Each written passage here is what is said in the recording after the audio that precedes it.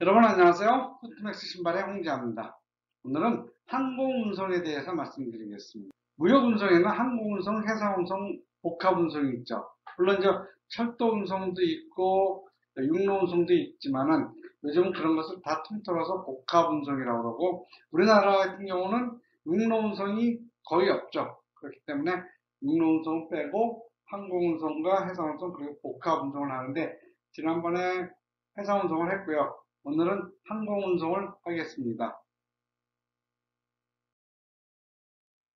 자, 항공운송이란 무엇이냐?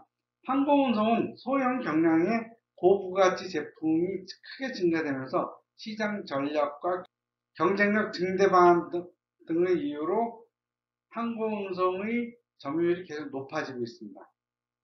그럼 항공운송의 특징이 뭐냐? 신속 정식성, 수송기간이 짧고 정식성이에요. 정식성이 높아. 정식성이란 뭐야? 제 시간에 도착한다는 것이죠. 그리고 안정성, 수송 중 진동 및 충격이 적어 화물의 멸실 및 훼손이 적고요. 그 다음에 운임이 높아.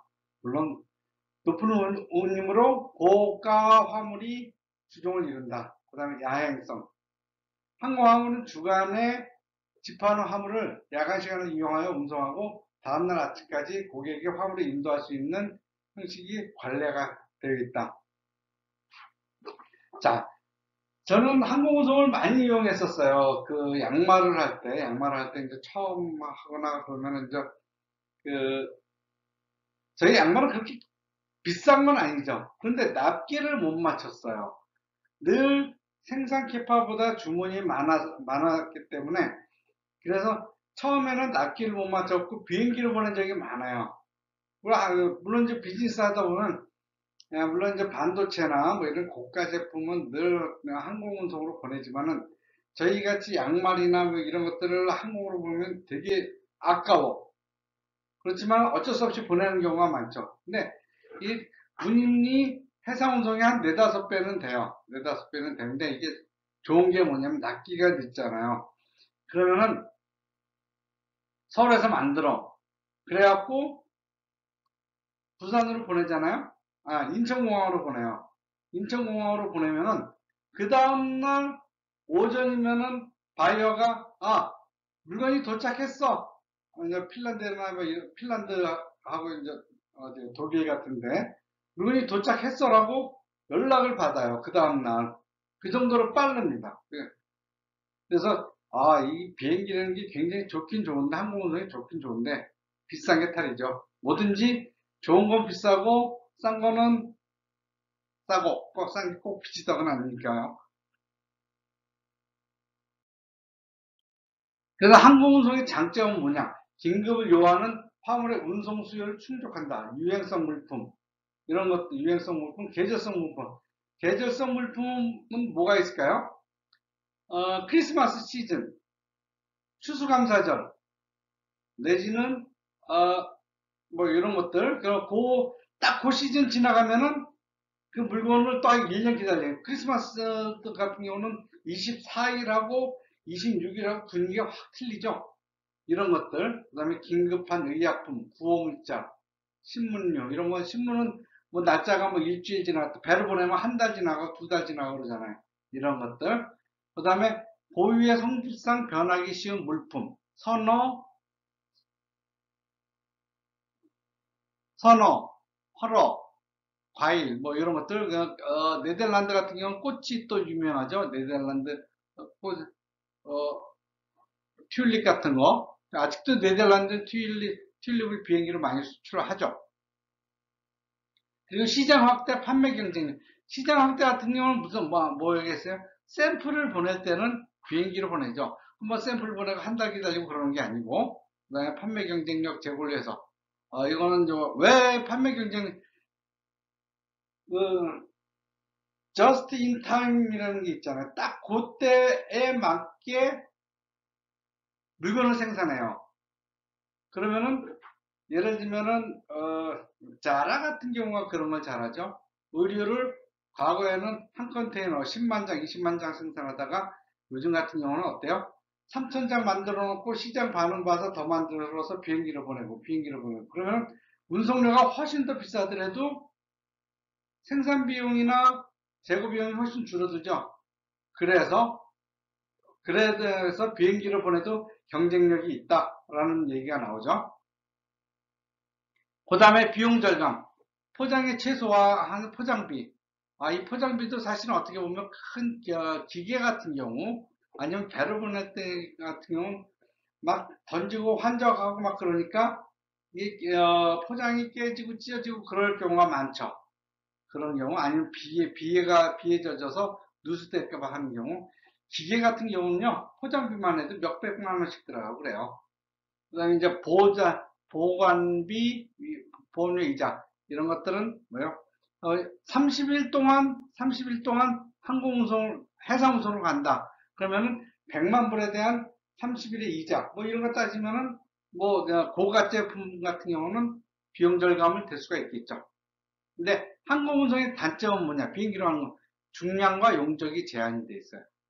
그 다음에 운임이 상대적으로 고가고 공항이 필요하다. 그 다음에 기후의 영향을 많이 받는다. 에너지 소비량이 높아 수송 원가가 높다는 것이죠.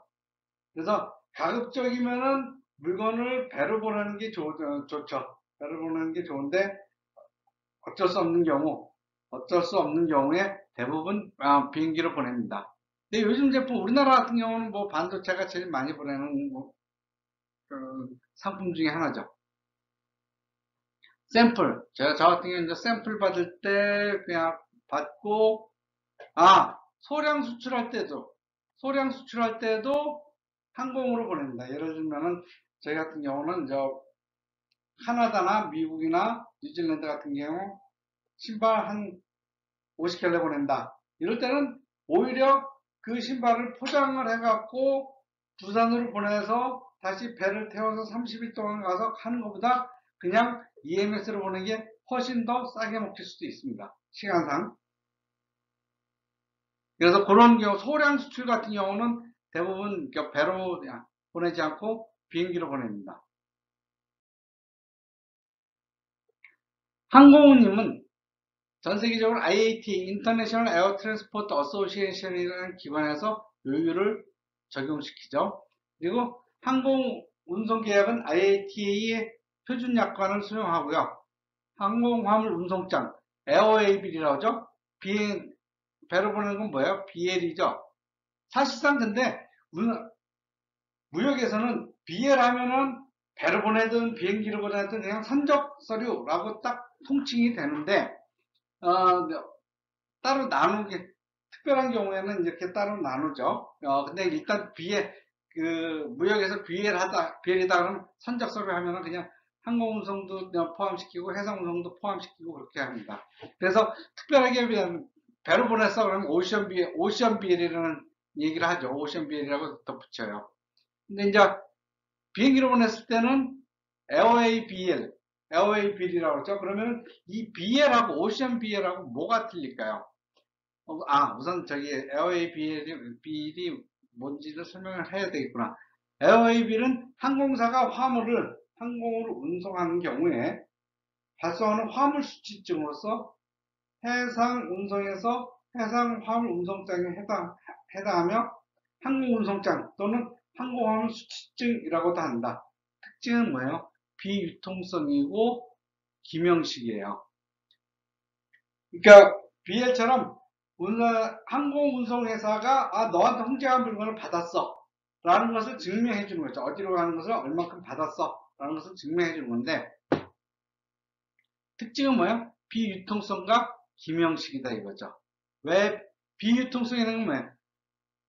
팔 수가 없다는 것이죠. 그리고 기명식은 받는 사람의 이름이 명확하게 적혀 있어요. 그럼 BL은 어땠어요?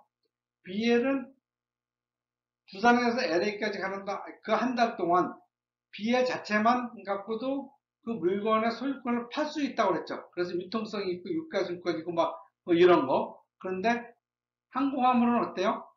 그렇게 하지 못해요. 그리고 BL은 그것을 보통 수취인을 블랭크로 놔둬요. 누구든지 가져가라. 가져갈 수 있어요. 그 서류만 있으면은. 근데 항공화물 운송장은 기명식, 누구를 지정하는 거예요. 그 사람이 아니면 그걸 못 찾는 거죠. 자, 요것이 이제 에어AVL의 샘플입니다. 에어AVL의 샘플인데, 요것을 보면은, 이쪽은 shippers name and address. shippers name 하면 뭐예요? 선적한 사람이죠. 비행기에 실은 사람. 그러니까 수출자이죠. 수출자의 이름. 그리고 여기는 받는 사람의 이름. 받는 사람의 이름이죠. 그 다음에 여기는 issuing 에이전트. 캐리어스 에이전트 해갖고 포워더고 그리고 여기서는 notify party 하면은 same as consign이 하면은 받는 사람이죠. 이 사람과 똑같은 사람이다 라는 것이고, 그 다음에 여기는 이제 에이전트 요거는 이제 IATA 코드 뭐 이런 것들은 이제 운송 대행사들이 쓰는 것이고요.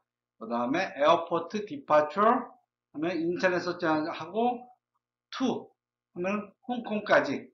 그 다음에 by first carrier 하면은 KE 하면 어디에요? 대한항공이죠. 대한항공. 그래갖고 에어포트 데스티네이션 하면 홍콩 차이나, 그리고 플라이트 넘버하고 데이트, 플라이트 넘버, 그리고 언제 실었느냐 하는 거죠. 그 다음에 이제 이런 식으로 number of piece of the box, 이건 박스의 숫자, 그리고 요거는 gross weight, 킬로그램 단위는 킬로그램이고, 그 다음에 차저블 웨이트 하면 380kg, 380kg 이 무게가 380kg입니다. 여기서는 웨이트를 따졌지만 부피를 따질 수도 있겠죠. 요것이 대략적인 에어웨이빌의 형식입니다. 여기서 프레이트 프리페이드 하면 뭐예요? 한국에서 싣기 전에 미리 비용을 지불했다 하는 것이죠. 그럼 이럴 때는 CIF, Cost and Freight, 또는 CIF, 뭐 요런 것들이죠. 이런 것들이 인커텀스의 조건이죠.